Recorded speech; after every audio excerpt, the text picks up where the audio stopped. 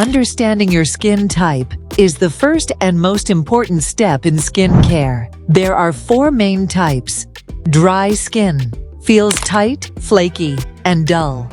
Needs heavy hydration with ingredients like hyaluronic acid and shea butter.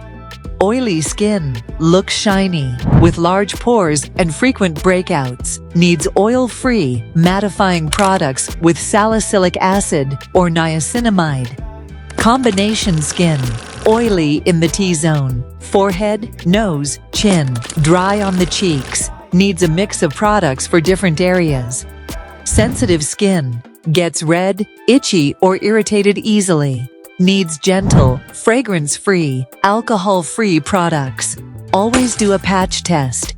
To find your skin type, wash your face, apply nothing, and check after 30 minutes. Dry tight is dry.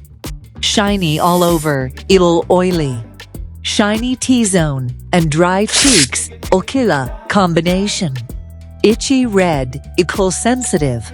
Once you know your type, choosing the right products becomes much easier.